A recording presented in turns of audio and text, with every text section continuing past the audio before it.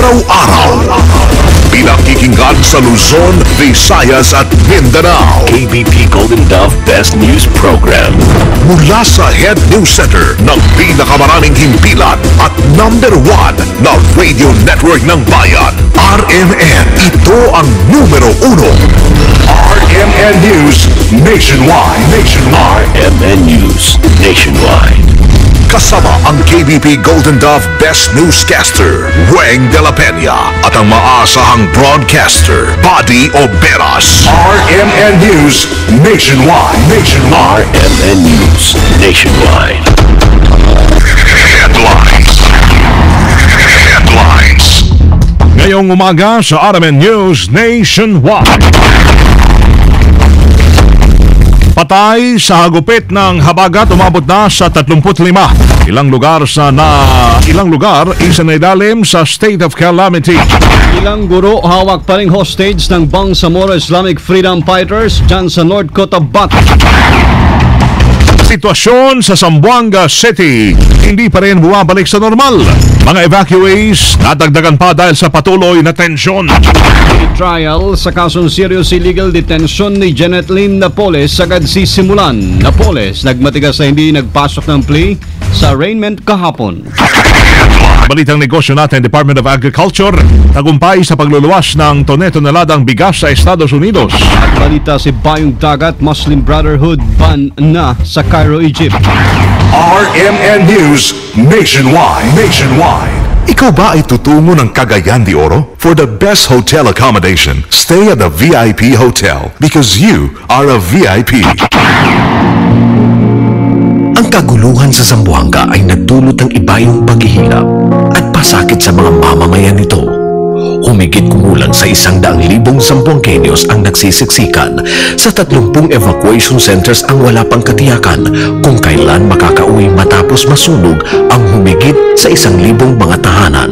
Zamboanga, hermosa, preciosa, perlita, orgullo de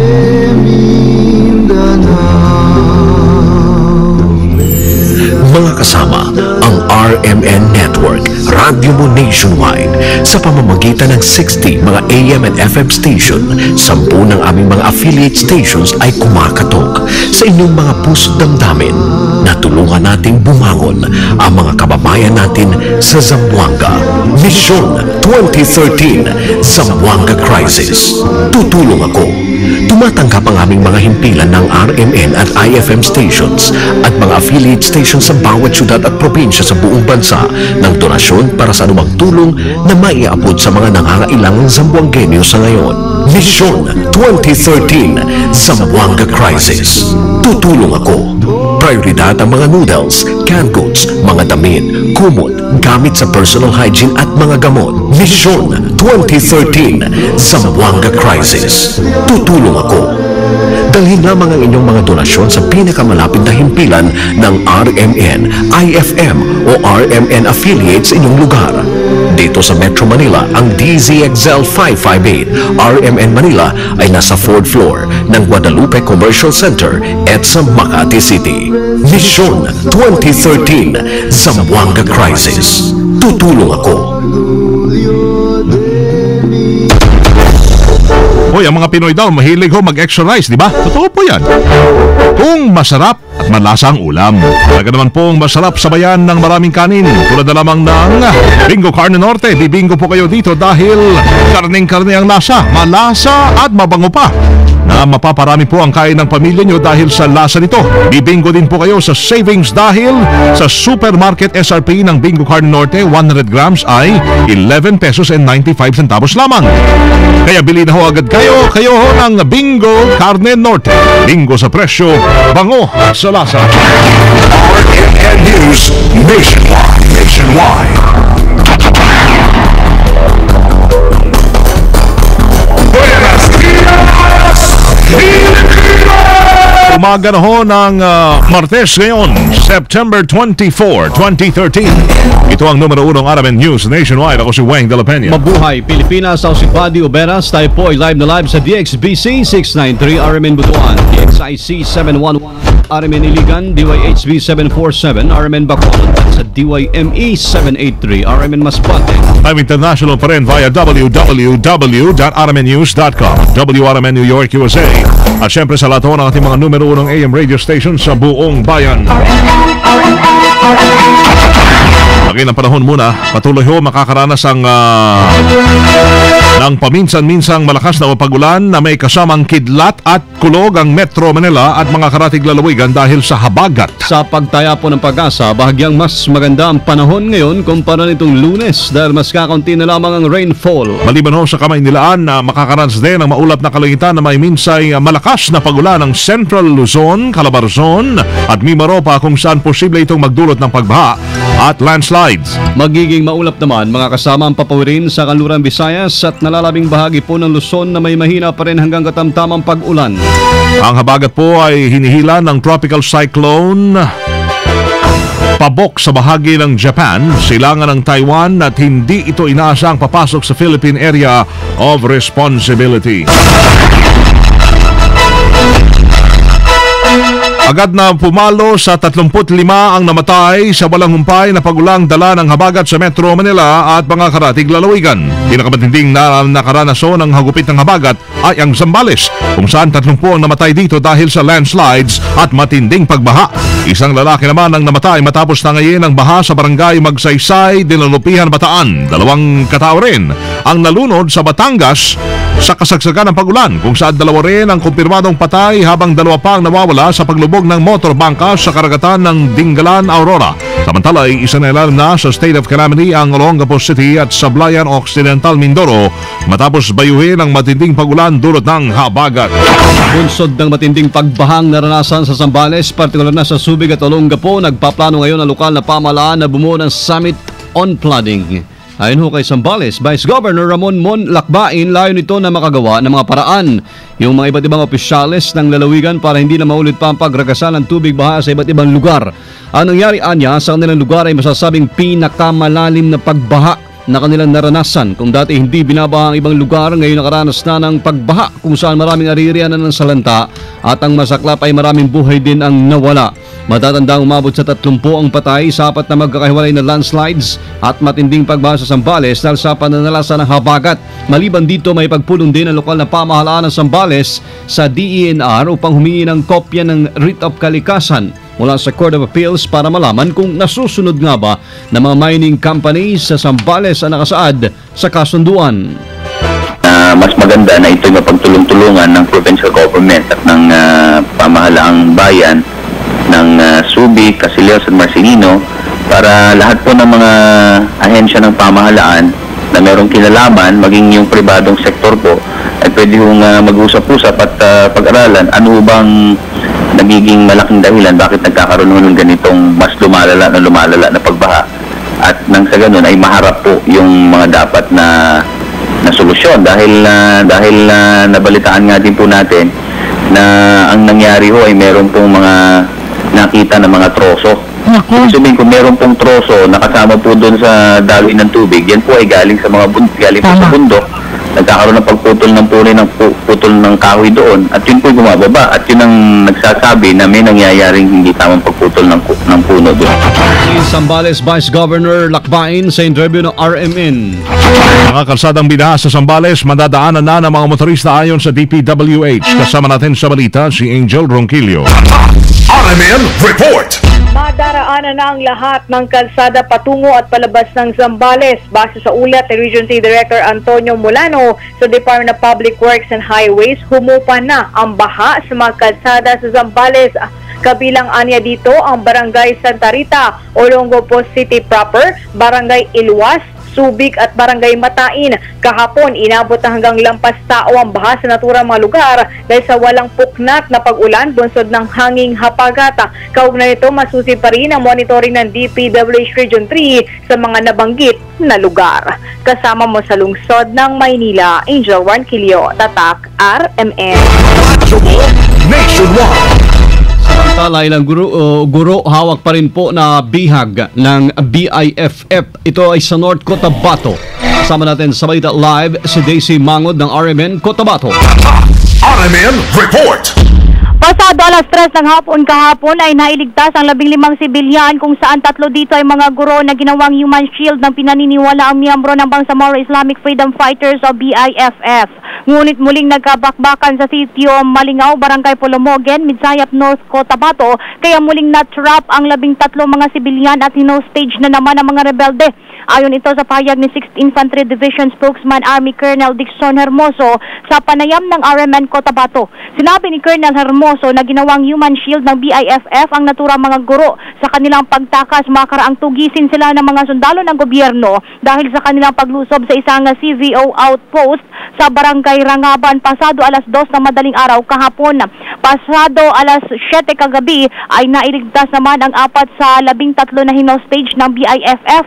Samantalang sa pinakahuling report ay napalayan na rin kagabi ang 9 na iba pa kung saan inaalam pa kung kabilang dito ang 4 na barangay officials ng Barangay Polomogen na tinagay din ng rebeldeng grupo. Sa kasalukuyan ay kontrolado na ng kasundaluhan ng 4 na barangay kung saan nila nakasagupa kahapon ang mga BIFF. At sinabi pa ni Colonel Hermoso, alas 10 kagabi na muli na namang magkapalitan ng putok ang mga ito dahil na rin sa clearing operation ng mga sundalo. Sa naturang panibagong kaguluhan ay 3 sibilyan ang nasugatan, 1 sundalo ng gobyerno ang nasawi. Samantalang 4 naman umano ang sugatan sa panig ng BIFF ayon na rin sa tagapagsalita nito na si Abu Misri Mama. Ayon kay Mama, sa panayam pa rin ng RMN Cotabato, ang mga posisyon ng militar ang talagang target nila sa kanilang paglusob kahapon. Binigyang diin din nito na hindi nila hinostage ang mga guro, ngunit naipit lang ang mga ito sa palitan nila ng putok ng Army. Kasama mo sa RMN Cotabato, Daisy Mangod, Tatak RMN. Radyo mo nationwide. Hanggang ngayon po ay wala pa rin pasok sa ilang paaralan dito sa Metro Manila at karatig lalawigan dahil pa rin sa hagupit ng habagat na nagpabaha sa maraming lugar kung saan daan-daan ang lumikas. Narito po yung listahan ng mga wala pa rin pasok. Ang all levels sa Subic, Zambales. Ganyan din po sa Olongapo City. Preschool, high school naman sa Cavite. Bataan. Laguna. Malabon. Cainta, Rizal. San Mateo Rizal Preschool lamang po yan. Angono Rizal Preschool Elementary at Angono National High School. Muntinlupa. Las Piñas. Pateros. At ganoon din ang Taguig Public Schools only. Ang Valenzuela po yung public daycare nila, preschool sa kinder. Ganyan din daw sa Barangay Arcong Bato, Balangkas, Isla at sa Pasolo. Poblasyon, Polo, Tagalag at sa Wawang Pulo. Elementary schools po yan, yung Pasolo Elementary School at A. Deato S. Pio Valenzuela Elementary School, Isla Elementary School, Tagalog Elementary School, PR San Diego Elementary School at Wawang Pulo Elementary School. Samantalang high schools, wala rin pasok sa nila yung Wawang Pulo National High School, Polo National High School at ang Arcong Bato National High School. Ang St. Francis of Assisi College at St. Anthony School campuses ay walang pasok ngayong araw din. Samantala ay RMN Nationwide Reporting sa Zamboanga. Ang sitwasyon no, sa Zamboanga City hindi pa rin bumabalik sa normal. Yung mga evacuee nadagdagan dahil sa patuloy na tensyon. Kasama natin sa Balita Live si Santos Cortez ng RMN Zamboanga. RMN Report. Umabot na sa mahigit 126,000 individual dito sa lungsod ng Zamboanga ang lumikas gawa ng hindi pa rin tumitigil ang bakbakan sa pagitan ng Moro National Liberation Front rebels at tropa ng pamahalaan dito sa nasabing lungsod. Kahapon mas nadagdagan pa ang bilang ng mga evacuees dahil sa lumikas na rin yung ilang mga residente sa barangay Talon-Talon dahil sa umabot na sa nasabing barangay ang labanan. May mga ilang MNLF fighters ang nagtatago sa mangroves ng Isla Layag-Layag sa barangay Talon-Talon kung kaya doon nagko-concentrate ang operation ng tropa ng pamahalaan kahapon. Samantala sa 16 na araw na crisis sa Zamboanga, umabot na sa 167 ang napaulat na casualty sa panig ng pamahalaan kung saan 15 dito ay nasawi at 152 ang sugatan habang nasa 11 na sibilyan naman ang namatay at 70 ang sugatan sa patuloy na bakbakan na nagaganap hanggang sa mga oras na ito. Umabot naman sa 98 MNLF fighters ang napaulat na namatay, 100 ang naaresto at 24 ang sumuko sa otoridad. Sa ngayon ay patuloy pa rin ang bakbakan sa pagitan ng MNLF at tropa ng gobyerno sa barangay Santa Barbara, Santa Catalina at Isla ng Layag-Layag sa barangay Talon-Talon. Kasama mo sa DXRC RMN Zamboanga, Santos Cortez, Tatak RMN. Radyo mo nationwide. Kasama tumanggi po magpasok na naman plea ang binansagang pork barrel queen na si Janet Lim Napoles sa kasong serious illegal detention. Kaya naman ang Makati RTC Branch 150 na ang naghain ng not guilty plea para sa kanya. Ayon kay Attorney Jospa Valencia, ang clerk of court, idinihila ng kampo ni Napoles sa pamagitan ni Attorney Lorna Kapunan na may nakabinbin pa silang petisyong kumukwestiyon sa probable cause at pag-i-issue ng warrant of arrest. Napatid na mali sa Port Santo Domingo, Santa Rosa, Laguna ang convoy ni Napoles pasado alas 12 ng tanghali kahit pa malakas ang ulan. Sabila pa rin ang motion nito sa pitan na lamang sa Laguna isagawang pagdinig. Natuloy nga po ang arraignment sa Makati RTC kung saan ay nakasuot pa ng helmet at bulletproof vest si Napoles nang pumasok sa sala ni Judge Elmo Alameda. Natapos ang arraignment o pagbasa ng sakdal alas 2 ng hapon at agad biniyahe pabalik ng Port Santo Domingo si Napoles. Kinasuhan ng serious illegal detention ang binansagang pork barrel queen sa muli pagkukulong nito kay Ben Hurluy, pangunahin ngayong whistleblower sa pork barrel scam. Samantala, kasunod na arraignment, sisimula na ang pre-trial sa kaso pero sa Biyernes, Setyembre 27, maghain muna ng ebidensya ang prosekusyon laban sa petition for bail ni Napoles. RMN News Nationwide. RMN News Negosyo. Mga kasama, matagumpay po ang pag-export ng Department of Agriculture sa ilang toneladang bigas sa Estados Unidos. Sa ayon kay Kalihim Proseso Alcala, may tuturing na isa sa mga milestone ng pamahalaan ang pag-export ng mga commercial rice buhat ng Ifugao para mas masabing maganda po ang produksyon ng bigas sa Pilipinas. Nagkakalaga ng 870,000 pesos ang 10 toneladang minaangan rice mula Banawe at hungduan mula naman sa Ifugao, habang 5 tonelada naman ng ulikan rice ang inangkat mula sa Pasil at Lubwagan sa lalawigan po ng Kalinga. Inaasahan namang maging mabenta ito sa Estados Unidos sa mga susunod na buwan ngayong taon. RMN News Abroad. Napagdesisyonan ng Cairo Court sa Egypt na iba ng Muslim Brotherhood sa kanilang lugar. Ito'y kasunod ng pagsuporta nila sa pinatalsik na si Islamic President Mohamed Morsi. Bukod dito'y kukumpisahin din mula sa grupo ang kanilang pondo, assets, ang mga gusali na kanilang pinagmamayari. Napakalamang itinuturing ang Brotherhood na mga terorista ang lumalabag sa paniniwalang panrelihiyon ng ang naturang grupo.